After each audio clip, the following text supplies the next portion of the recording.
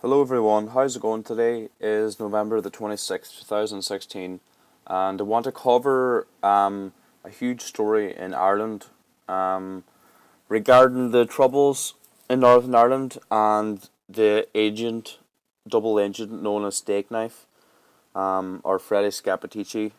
For those of you who don't know, Freddie Scappaticci was the number one or number two in the internal security unit in the IRA, or the Irish Republican Army. The IRA were the paramilitary group for the Republican side of the Troubles, and we now know that pretty much half of the upper echelons of the IRA were all double agents working for the British state, working for the Crown, and there's a huge inquiry now into one of these top agents known as Stakeknife. So I'm going to go to this article from The Guardian, and it's dated I think it's February. When is it? February 2016, and it's about an army whistleblower called Ian Hurst, or Martin Ingram. And before I go into the article, he wrote a book. I have it here in front of me. It's called Stakeknife, Britain's Secret Agents in Ireland. It's a great book. I would advise everybody to read it if they want. I think you can get it on Amazon. But anyway, so let's go to this article. Former Army intelligence operative Ian Hurst could help inquiry into IRA murders allegedly linked to Freddie Scappaticci.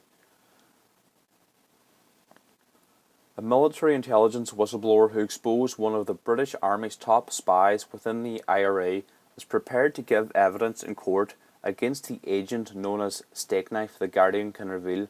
Ian Hurst, a former NCO in the Army's Covert Force Research Unit, or FRU, which handled informers inside Republican and Loyalist paramilitary groups, is also prepared to talk to the police force assigned to investigate the scandal. Sources close to the ex-soldier said. The Chief Constable of the Police Service of Northern Ireland, George Hamilton, confirmed on Thursday that up to $7 million may be spent investigating the activities of Stakeknife, identified as Freddie Scappaticci, when he was allegedly head of the IRA's spy-catching unit while working for the British military intelligence at the same time. So I'm going to go to the video here now by the UTV, the Ulster Television. They're a network in Northern Ireland, and it covers this investigation. So roll it. When John Boucher first came to Belfast, he said the truth would be a difficult and elusive prey. Now, after a private round of meetings with families, he knows exactly what they are looking for him to deliver. They've told me things that are important pieces of evidence, significant pieces of evidence, things that nobody has yet heard. John Boucher is in charge of what could be the biggest criminal investigation ever here. Now public, more details about how his plan to get to the truth will play out. And of course this man's cooperation is key. Freddie Scappaticci has been in hiding. Since this public denial, he was the agent codenamed Stakeknife. I am Freddie Scappaticci. I'm sitting here today with my solicitor. I'm telling you I'm not guilty of any of these allegations. John Boucher will be looking to this one-time senior Republican who once rubbed shoulders with those at the very top of the movement to talk, but on his own terms. Have you made contact with Freddie Scappaticci? I'm not speaking to the alleged agent, Stakeknife, at this time. I'll speak to that individual and other individuals when I'm ready to speak to them. So you won't be knocking on Freddie Scappaticci's door immediately? I'll knock on Freddie Scappaticci's door when I'm ready. John Boucher has a team of almost 50 officers. Now confirmed the identity of those giving him specialist advice.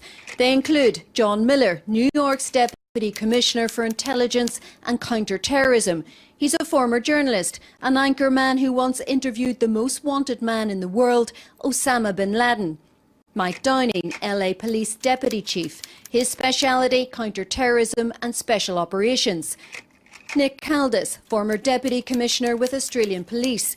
Once head of the homicide squad in New South Wales, he now works for the United Nations. Then there's Seattle's Police Chief Kathleen O'Toole. She sat on the Patent Commission overseeing policing reform here.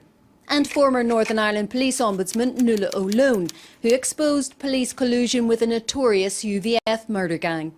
It's a difficult investigation, everybody knows that. To present a case that is so compelling,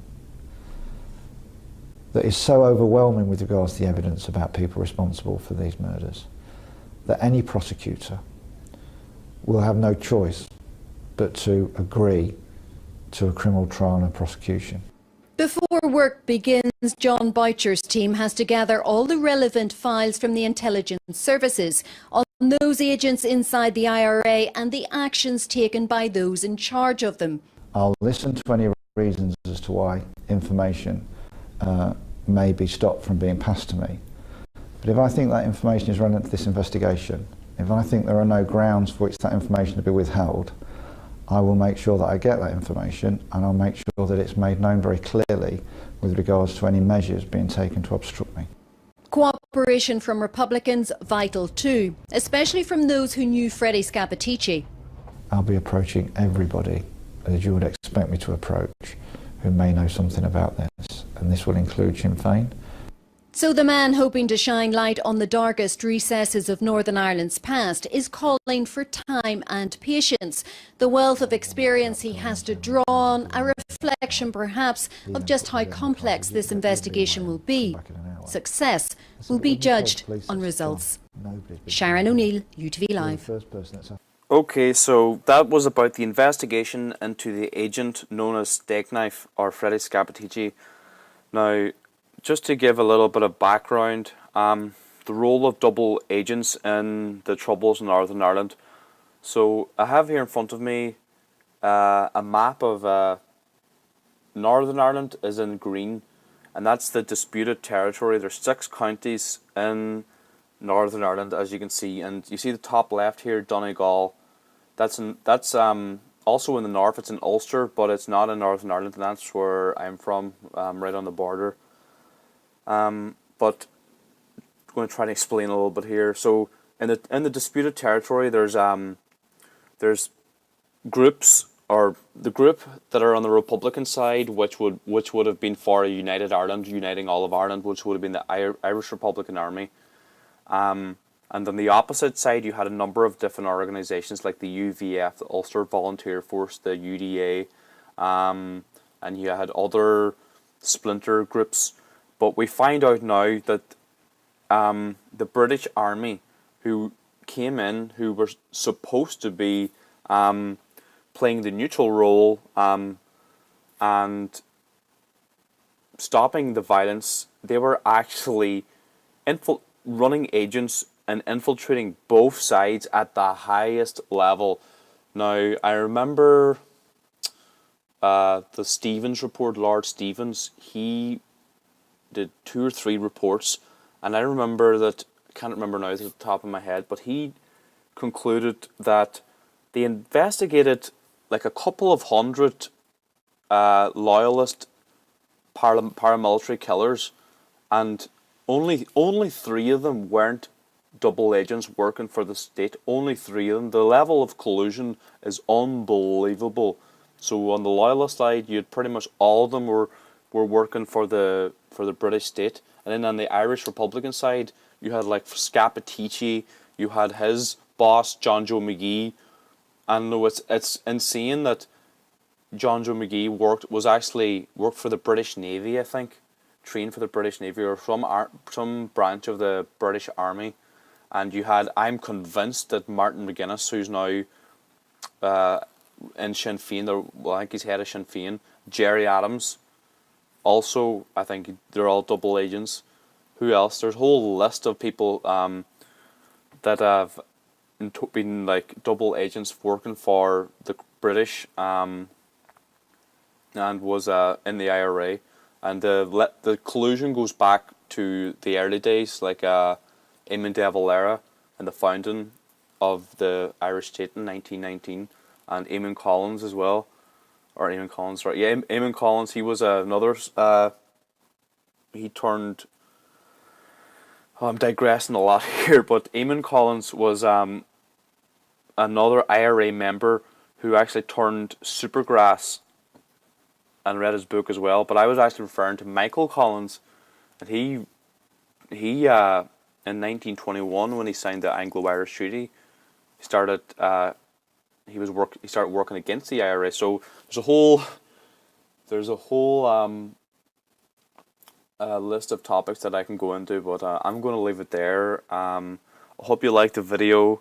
I'm going to try to do more videos about this kind of topic because it's very interesting, and I find that a lot of people in Ireland are perplexed of what happened during the Troubles. So, all right, hit the like button, subscribe, and all that. Talk to you all later. Bye.